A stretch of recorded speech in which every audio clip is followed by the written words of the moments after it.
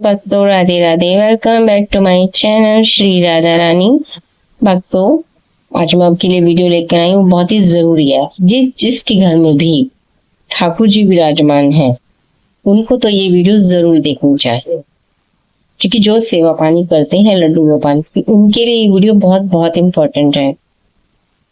लड्डू गोपाल हर कोई अपने घर में रख लेता है, लेकिन उनकी सेवा भाव उस हिसाब से नहीं करते। जैसे कि हमारे लड्डू गोपाल जी बहुत चंचल है और बहुत नटखट भी है, तो उनको किस तरीके से अपने घर में रखना चाहिए आज मैं आपको बताऊंगी। अच्छे से सुनिए भी और देखिए भी कि आपको अपने लड्डू गोपाल की सेवा किस तरीके से करनी है। अगर लड्डू गोपाल जी प्रसन्न रहेंगे तो वो आपके साथ रहेंगे, वरना चले जाएंगे कहीं भी, क्योंकि इनको आजादी पसंद है।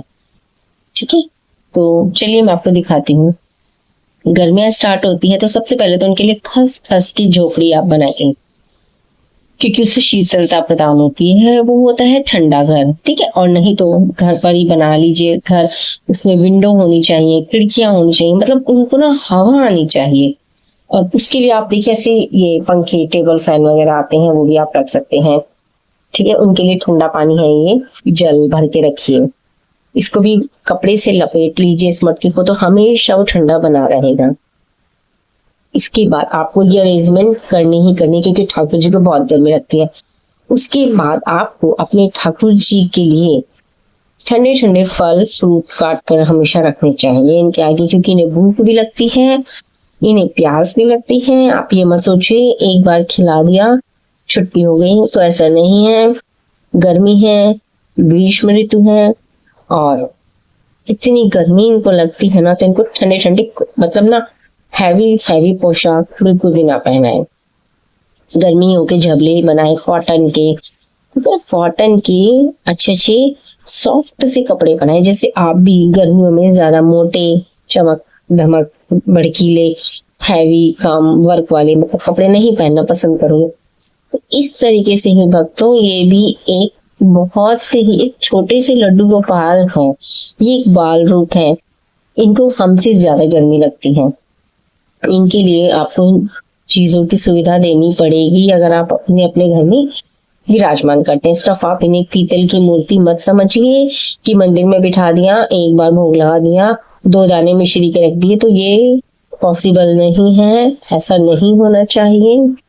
इन्हें अपने बच्चे की तरह रखिए, जैसे आप इनसे कोई भी रिश्ता बनाते हैं, भाई का, बेटे का, पुत्र का, फ्रेंड का, कोई भी रिश्ता अगर आप बनाते हैं तो उसको निभाइए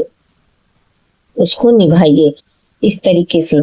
आप देखिए जैसे मैंने इनके लिए घर बनाया, ठीक है, और इनके लिए टेबल फैन का अरेंजमेंट किया है मैंने, और इनके लिए मटका है, इसमें ठंडा पानी मैं इनके लिए भर के रखती हूँ, डेली इस पानी को चेंज करती हूँ, ठीक। और इसके बाद ये फ्रूट्स जैसे खीरा है, ये देखिए मैंगो है, आम काटिए, और ये खीरे, खरबूजे, ककड़ी, कोई भी फ्रूट्स हो, आम हो, सेब हो, संतरा हो, तरबूज हो, इतने फ्रूट्स आते हैं भक्तों, आप वो फ्रूट्स उनके आगे हमेशा काट कर रखिए।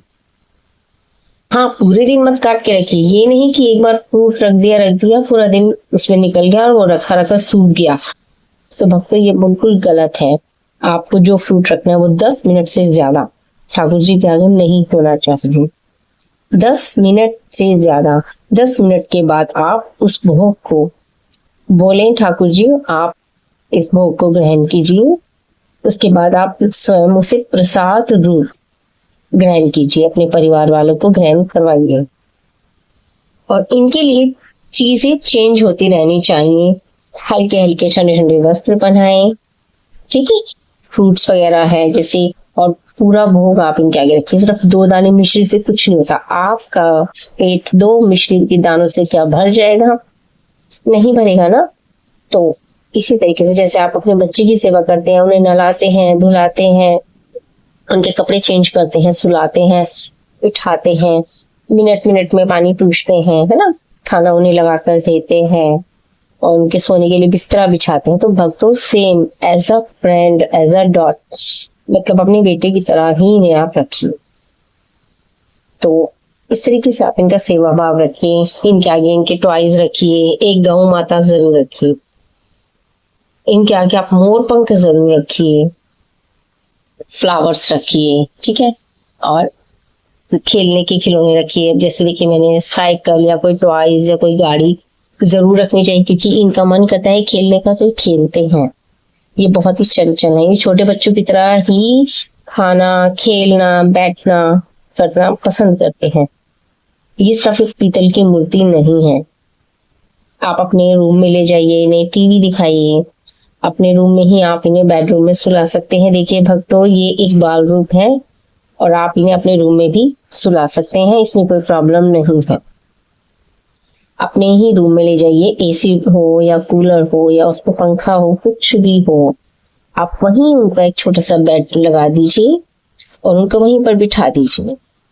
तो वो आपके साथ, ये बच्चों को देखकर बहुत खुश होते हैं, बच्चों के साथ रहकर बहुत खुश होते हैं। ये ना मतलब जीव है बिल्कुल, ये सब कुछ देखते हैं, महसूस करते हैं, फील करते हैं सब कुछ।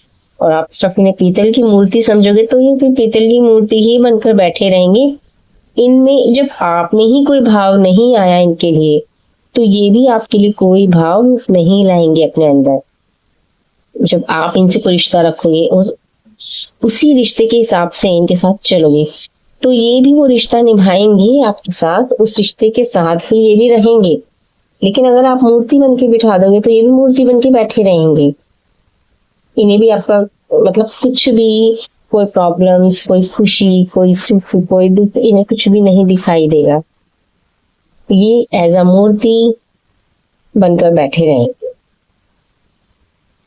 तो गर्मियों में सर्दियों का रूटीन और गर्मियों में गर्मियों का रूटीन, तो भक्तों आपको ये तो करना ही पड़ेगा, क्योंकि यह एक बाल रूप है। इनकी सेवा अगर आप कर पाते हैं तो इन्हें अपने घर में विराजमान कीजिए, लेकिन अगर आप नहीं कर पाते ना तो भक्तों, तो मत कीजिए। आप इनकी सेवा मत कीजिए, आप इन्हें अपने घर में विराजमान मत कीजिए, क्योंकि ये केवल एक मूर्ति नहीं है। इनसे रिश्ता बनाइए, इनका नाम रखिए, इनसे बातें कीजिए, इनको खाने को दीजिए, पीने को दीजिए, जो भी घर में बनता है। सबसे पहले सात्विक भोजन अगर जो बनता है तो सबसे पहले उसका भोग लगाइए। कोई मिठाई, कोई फ्रूट्स घर में आए तो इनको सबसे पहले दीजिए। घर में कोई फंक्शन हो, किसी बच्चे का बर्थडे वगैरह हो, कुछ भी हो, आपको सबसे पहले इनको पूछना है, इनको अर्पित करना है वो सामान, वो खाना, वो प्रसाद, जो भी आपके घर में बनता है।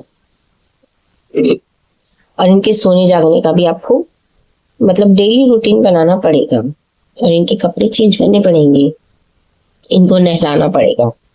सिर्फ 2 छींटे मारने से और सोचो कि ये नहा लिए, तो ये बिल्कुल गलत है। जैसे आप अपने बच्चों के साथ करते हैं, बिल्कुल ऐसे ही इनके साथ कीजिए।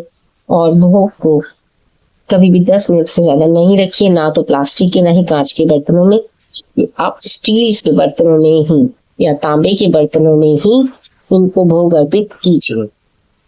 तुलसी दल जरूर होना चाहिए, उसमें तुलसी दल के बिना कोई भोग आपका स्वीकार नहीं होगा। पूरा तुलसी दल हो तो भी चलेगा, और छोटा सा तुलसी दल हो तो भी चलेगा, लेकिन बिना तुलसी दल के ये कोई भोग स्वीकार नहीं करते। खेलने के लिए खेल खिलौने जरूर रखें इनके पास, क्योंकि इनका मन नहीं लगता है। तो आई होप आपको मेरी वीडियो पसंद आई। तो नेक्स्ट वीडियो में मिलेंगे, तब तक के लिए राधे राधे, राधे राधे भक्तों, राधे राधे।